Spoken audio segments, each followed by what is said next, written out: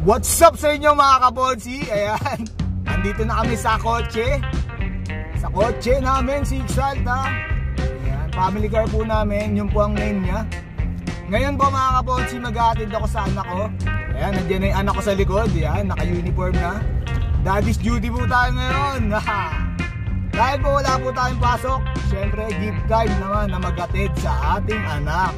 Iyon. So ayan mga kabonsi, andito na tayo sa school ng anak ko. Ayan, sa St. Theodore School, Lower Bicutan. Sana lang may maparkingan tayo. Ayan, meron sa wakas. So ayan mga kabonsi, andito na yung school ng anak ko. Ayan. So ito na po yung main entrance. Ayan po ang school. At si Pem, babay na Pem, at mag-school ka muna. Ayan. Ayan, so bumaba na po si Mrs. mga kabonsi. At ihatid po sa loob si Pem. Buti lang, meron po tayo na parkingan dito. Kasi kamusta na mga kabonsi, na-miss ko kayo. Ito, naggagawa tayo ulit ng vlog. Alam niyo na, para kumita, para sa pamilya. Ayan. Kahit medyo mahirap mag-vlog, go pa rin, go lang ng go. Ayan mga kabonsi. Ayan ang school ni Pem. At ito si Pem, si Mrs. Ayan. Papasok na po siya. Ito po yung entrance. Ayan o. So after po nito, ayan, go home na po tayo. Ayan, ewan ko lang kung may papagawa pa po si Mrs. Alam niyo naman po tayo, napakamasunurin kay Mrs. O diba? So ayan mga kaponsi, na drop na po namin si Pem. At ito, may pupuntahan po tayo kasi meron po siyang kukunin na shipping label sa store ng kapatid niya. Kaya eto, biyahe na naman tayo mga kaponsi. Sa mga tatay na driver dyan, saludo po ako sa inyo kasi pinagdadrive nyo lagi yung family nyo.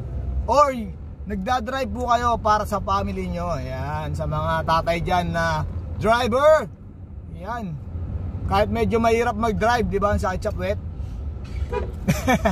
Lalo pagka malalayo yung mga drive, di ba? Yung, siyempre, business minsan, nagtataxi. So yan mga kaposi, andito na tayo sa area. Gigilid ko lang yung sasakyan.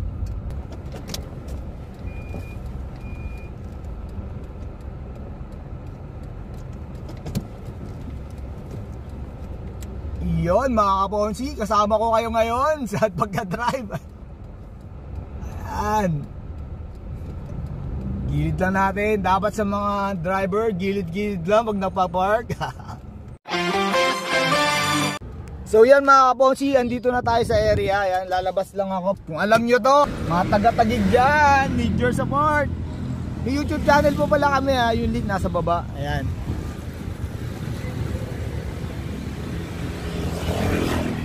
Ayan po yung area na pagkukunan ni Mrs. na shipping label. Ayan. So yan mga kaponsi, mainit na panahon. So sarap mag-ice cream, di ba mga kaponsi? Kaso hindi kami mag-ice cream eh. Uwi kami after nito. Ayun.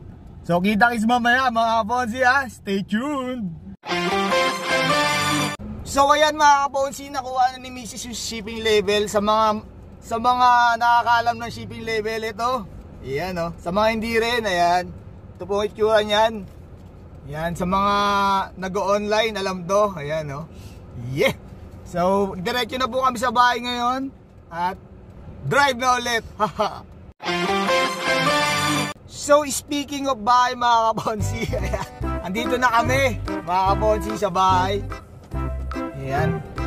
Bubuksan ko lang yung maiwagang gate namin. Ayan. Yun, no? So, ayan si Mrs. nasa likod, ayaw mainitan.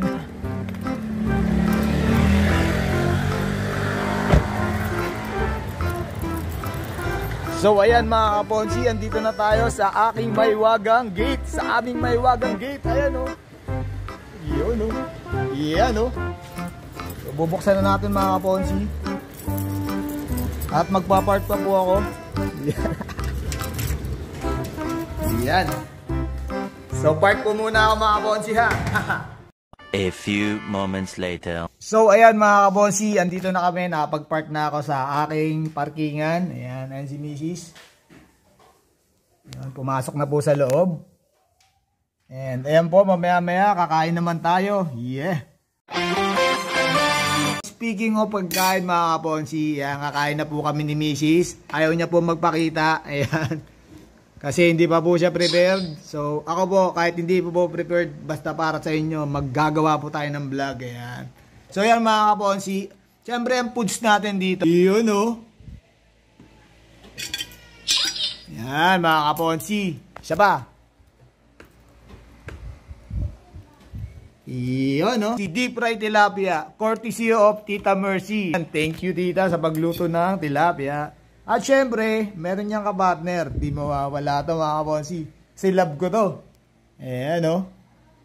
Mang Tomas. Sino po nakaka-relate dyan? Ayan. Syempre, yung sausawan natin, Mang Tomas, di ba? Masarap eh. So, yan, mga kaponsi. Kakain po muna kami. Anyway, tara, kain po tayo, mga kaponsi. Thanks, Papa G, for the blessings.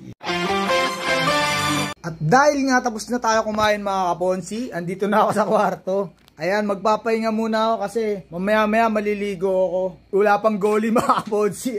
Bago kasi ako maligo mga kaponsi, umidlip muna ako kasi alam nyo na, bawal mapasma. Kasi po susundin natin si Fem mamaya. So yun mga kaponsi, rest muna ako. Haha. A few moments later. So ayun mga ponsi, nakatamad pa bumangon, kaagising ko lang, maliligo na ako. Yung tipong naantok ka pa, gusto mo pa matulog ulit, pero may gagawin kang mahalaga. So tara mga ponsi, bangon na tayo.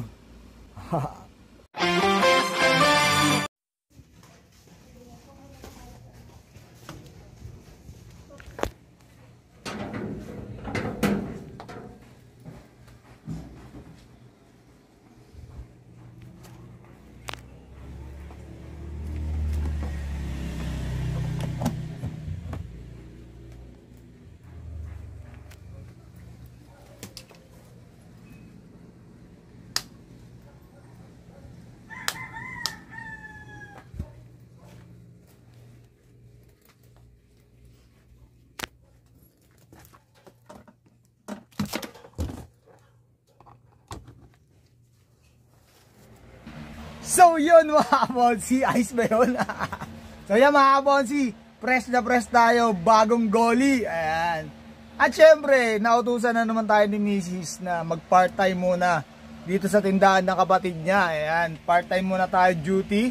At syempre, para meron tayong extra income. Ayan, para sa ating family. Ayan. So yan mga kaponsi, kamusta naman?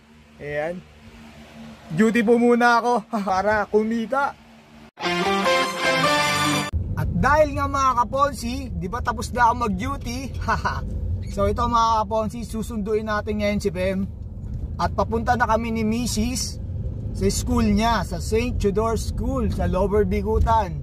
Sa mga nakakaalam, sa Lower Bigutan, yun no? Malapit na po kami. Siguro 3 minutes, yan. And si Pem, yun, naghihintay yun doon malamang, pero enjoy naman siya kasi yung ibang mga classmate niya, kalaro niya pa ngayon. Haha, parang tayo lang dati, di ba mga kaponsi? Ang bilis nga ng oras eh, kanina maliwaliwanag pa, ngayon gabi na. Kaya dapat talaga pagka may bakanting oras ka mga kaponsi, gamitin mo talaga sa makabuluhang bagay. So anyway mga kaponsi, eto na ang school ni Pem. So wait lang, haha, papark lang po ako. So yun mga kaponsi, ang hirap umanap ng parking sa tapat ng school ni Pem, kaya hindi ko na videoan. Anyway mga kaponsi, mamaya papasok na sila dito sa kotse. So yun mga kaponsi, andito na si Pem at si Mitch andun pa sa likod naglalagay ng bag. Yun o, hi Miss Beautiful.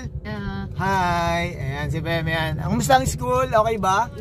Uwi na po kami. Salamat po sa panonood ninyo lagi at sa mga nakasubscribe tsaka nakapollow sa page namin. Thank you very much. Ayan, God bless po sa inyo lahat.